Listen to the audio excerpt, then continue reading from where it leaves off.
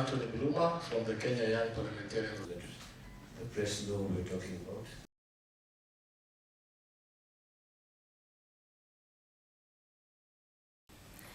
The African Parliamentarians Network Against Corruption Kenya chapter, APNAC Kenya, is deeply concerned about the proposed amendments to the Act Corruption and Economic Crimes Act 2003.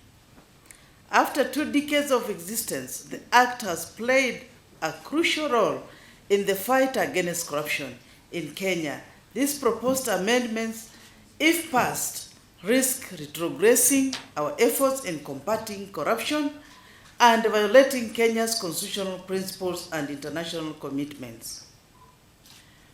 Parliament has received a proposed amendment to the Anti-Corruption and Economic Crimes Act to delete Section 64 of the Act, providing for the disqualification of persons convicted of corruption or economic crimes from being elected or appointed as public officers.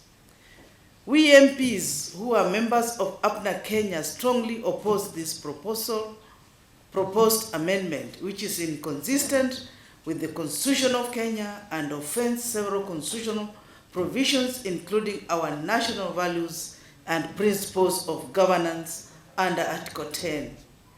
The principles of leadership and integrity under Chapter 6 of the Constitution, among many others provisions in law that would be inconsistent with the proposed amendment.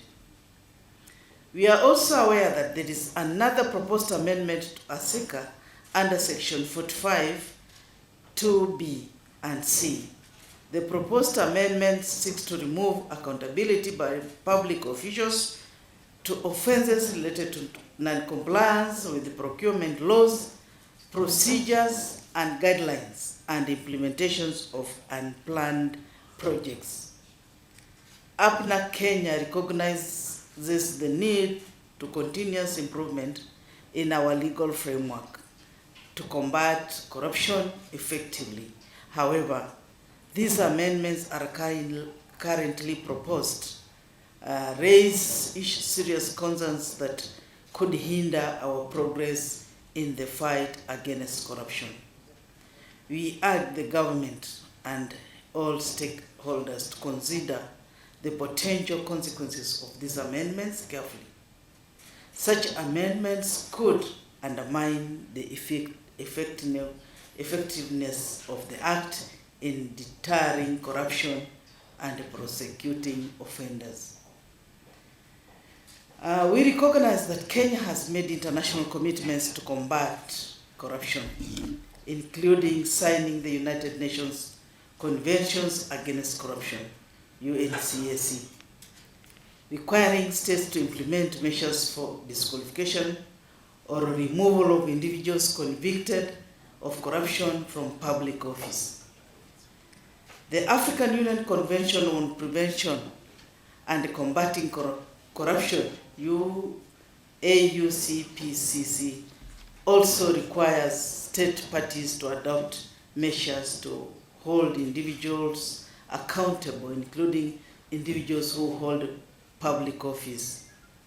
The proposed amendment should be evaluated in light of these commitments to ensure Kenya's compliance with international standards, including the Anti-Corruption and Economic Crimes Act 2003 has been a cornerstone in Kenya's effort to combat corruption, a menace that has undermined our national development and eroded the public's trust in the government.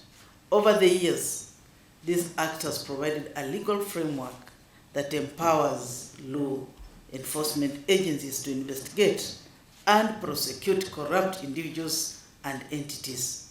It has also promoted transparency, accountability, and integrity in public service, helping to safeguard Kenya's resources for the benefit of all citizens.